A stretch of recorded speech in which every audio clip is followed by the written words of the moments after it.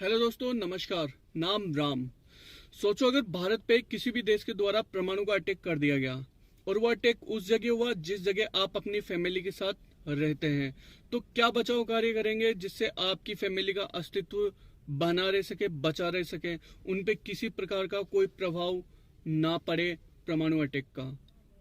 दोस्तों, जब जापान के हिरोशिमा नागासाकी पे परमाणु का अटैक किया गया था तो उस समय ना जाने कितनी फैमिलियां, परिवार हमारे जैसे जिनका अस्तित्व इस दुनिया से, इस संसार से बिल्कुल मिट गया था, बिल्कुल खत्म हो गया था।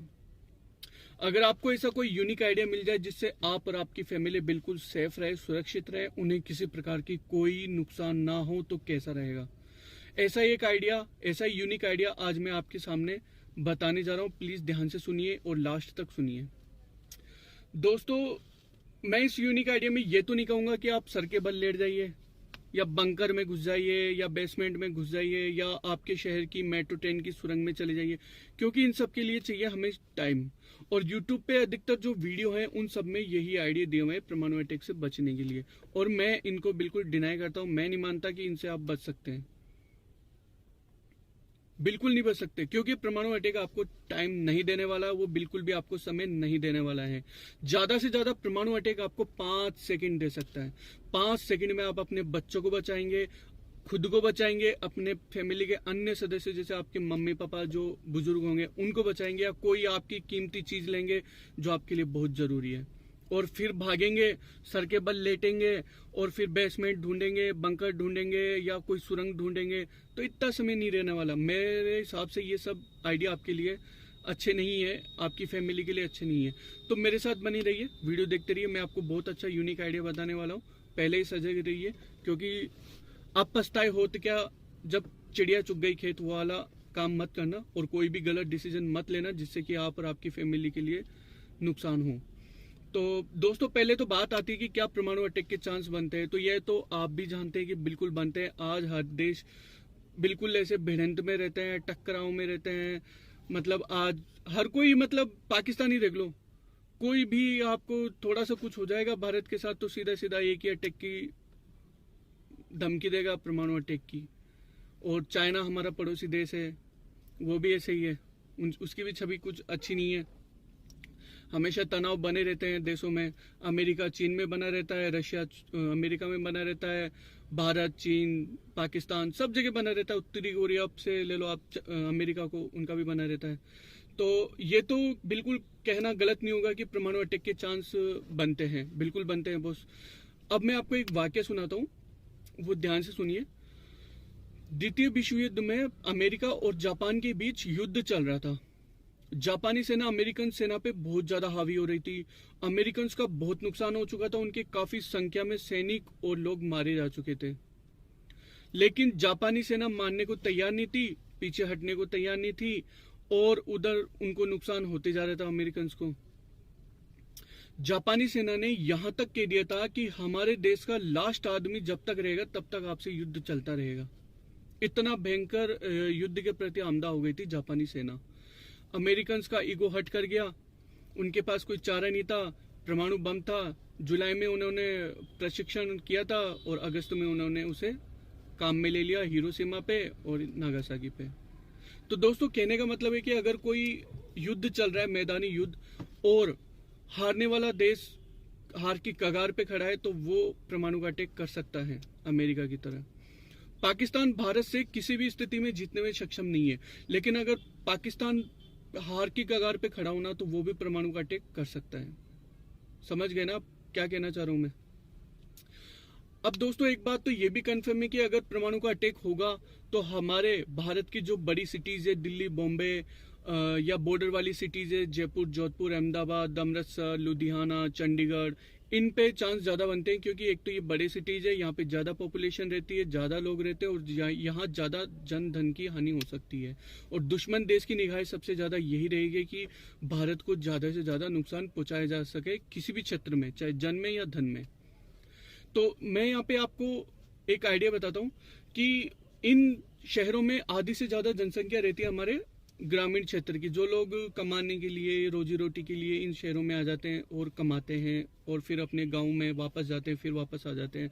तो मैं पहले तो गवर्नमेंट से भी ये चाहता हूँ और जो आम लोग हैं ग्रामीण क्षेत्र से आए हुए हैं उनसे भी ये चाहता हूँ कि जैसे ही मैदानी युद्ध स्टार्ट हो, आप लोग शहरों को खाली करना स्टार्ट कर दें।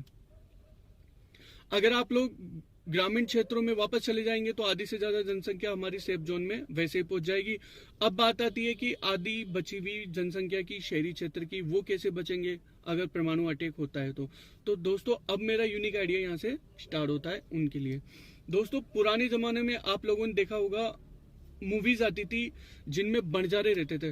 वो बंजारे क्या करते थे कि 100, 150, 200, 300, 400 की तादाद में रहते थे और कहीं भी उन्होंने अपना डेरा लगा लिया और वहीं पे वो साल, 1.5 साल, 2 साल, 5 साल तक आराम से निकाल देते थे।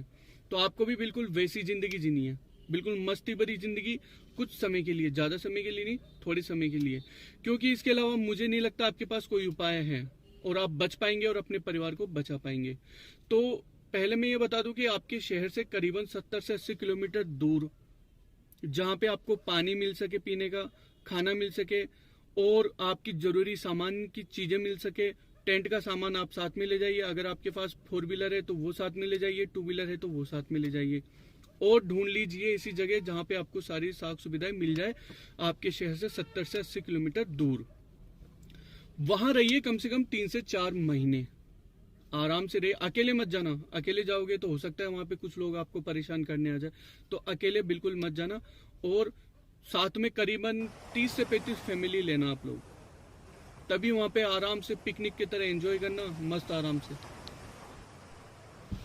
3-4 महीने आप वहां रहना, आराम से एंजॉय करो, पिकनिक की तरह रहो, आराम से जो आपके पड़ोसी जाएंगे उनके साथ घुल मिल के रहो, क्योंकि इसके अलावा मुझे नहीं लगता आपके पास कोई और चारा है, यही एक चारा है। अगर हाँ एक आइडिया और है, आप शहर में रह रहे हो, आपके घर में कोई किराएदार रह रहा है जो ग्रामीण क्षेत्र से बिलोंग करता है, उसका गांव हो, तो आप उसके गांव जा सकते हो उसके साथ, या आपको कोई रिलेटिव हो जो गांव से बिलोंग करता हो तो आप उसके साथ वहां जाके रह सकते हो।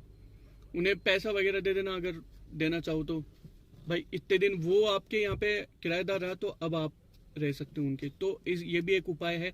और जो मैंने बताया वो आपको करना है, क्योंकि दोस्तों अगर आप सोच रहे हो ना कि यार हम हमारी संपत्ति, घर बार छोड़ के कैसे जाएंगे, तो जब आप ही नहीं रहोगे तो वो किस काम की। दोस्त मैं आपको एक बात बता देता हूँ कि जापान में हिरोशिमा पे जब अटैक हुआ था ना, तो सुबह का समय था, 7, 7:30 के आसपास का, जब जापान की आधी से ज्यादा जनसंख्या सो रही थी, जब अमेरिका ने उन पे बम गिराया था।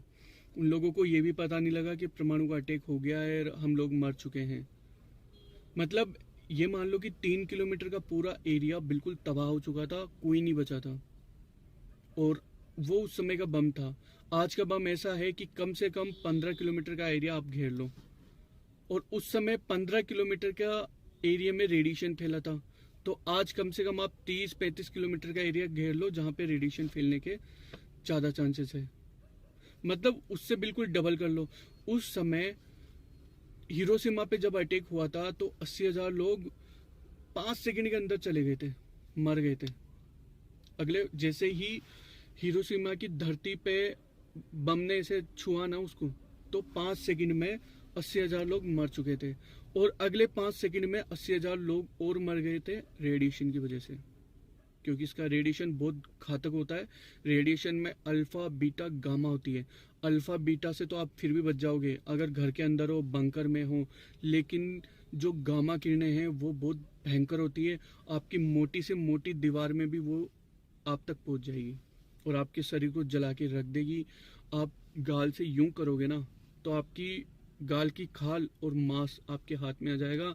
आपका पूरा शरीर ऐसे जल चुका होगा, उबल चुका होगा, कुछ बाकी नहीं बचेगा। बहुत बेकार होती है गामा किरणें। तो दोस्तों फालतू का कदम मत उठाओ कि ये सोच रहे हो कि यार घर में बंकर में रह लेंगे। आप है ना भाई साहब, ट्रेन की सुरंग में रह लेंगे, 3 महीने तक नहीं रह सकते।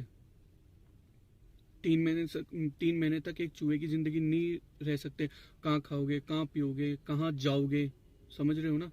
तो क्या क्या वहां करोगे, वो पॉसिबल नहीं है। आप आराम से बाहर रहो, पिकनिक टाइप में बनाओ, फैमिली के साथ, पड़ोसियों के साथ, या कोई और आपके फैमिली मेंबर्स हैं उनके साथ आराम से रहो वहाँ पे। और जिस जगह आप रहोगे, आप सोच रहे हो कि यार चलो कोई नहीं होगा जो देखा जाएगा, रह लेंगे यहीं पे, परिवार को भेज देंगे, अपन रह लेंगे। आप जिस जगह परमाणु का अटैक होगा ना दोस्त, वहाँ पे 3 लाख डिग्री सेल्सियस का तापमान बढ़ जाएगा। हम गर्मियों में, अभी ये गर्मी आ रही है, हम गर्मियों में 50 डिग्री का तापमान नहीं झेल सकते। हमारा शरीर 3 लाख डिग्री सेल्सियस का तापमान कैसे झेल पाएगा? 1000 किलोमीटर प्रति घंटे की रफ्तार से आग की आंधी आपकी तरफ आएगी दोस्त, कैसे बचोगे उससे? 1000 किलोमीटर मतलब जो तूफान की होती है ना, 200, 250, 300 किलोमीटर हाईएस्ट होती है, उससे भी आप 3-4 गुना ज्यादा मान लो। इस स्पीड से आपकी तरफ आग की आंधी आएगी, उससे कैसे बचोगे? रेडिएशन पूरा खा जाएगा आपको दोस्त, कुछ नहीं बचेगा आपको। तो दोस्तों कहना मानो, फालतू का कोई कदम मत उठाओ, कोई सुरंग, कोई बेसमेंट काम नहीं आने वाला। और ये मैं आपको एक बात बता दूं कि जब भी ऐसे मत जाओ आप, मैं ये नहीं कह रहा कि आप सीधा चले जाओ, आपके वहां पे जाके रहो बंजारों की तरह।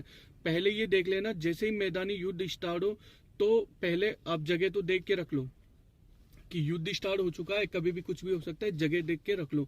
आपको लगे युद्ध चल रहा है और आपको लगे कि यार अब स्थिति गंभीर हो चुकी है और कुछ भी हो सकता है, तुरंत प्लान कर जाओ उस जगह के लिए, क्योंकि परमाणु का अटैक कभी भी एकदम से नहीं होगा। पहले मैदानी युद्ध स्टार्ट होगा, फिर उसके बाद परमाणु का अटैक होगा। आपकी जो भी, जैसे आपके कुछ पैसे हैं, कोई गहना वगैरह है, तो आप कहीं पे भी, जहाँ पे अभी रह रहे हैं, मतलब रहने जाओगे, वहां पे कहीं पे जमीन में गाड़ दिए, या ये तो आपको करना ही पड़ेगा आपके, क्योंकि अगर परमाणु अटैक में आपका घर पूरा खराब हो गया तो आपको पैसे की बिल्कुल आवश्यकता पड़ेगी और जरूरी भी है वो। तो ऐसे भी बिल्कुल मतलब व्यवस्था करके रखना कि आपका वो पैसा काम आ सके। कोई अदर पास का कस्बा टाइप में है, वहाँ पे आप लॉकर लेके, बैंक के लॉकर में भी आप ये सब जमा कर सकते हैं, या कोई ऐसा क्षेत्र देख ले जहाँ पे कोई आता जाता ना हो, वहाँ गड्ढा खोद के वहाँ पे पैसा डाल दो, जिससे वो आप फ्यूचर में उसको काम में ले सके जब। और फिर 2 से 2.5 से 3 महीने तक जब रेडिएशन खत्म हो जाए तो आप फिर आपके शहर की तरफ प्लान कर सकते हैं। तो दोस्तों कैसा लगा मेरा आपको ये वीडियो, कैसा लगा मेरा आपको ये यूनिक आइडिया? ये क्या आपके काम आएगा, नहीं आएगा आपकी फैमिली को और आपको बचाने में?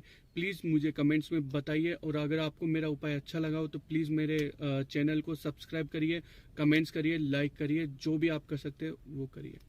थैंक यू दोस्तों, पूरा सुनने के लिए बहुत बहुत धन्यवाद।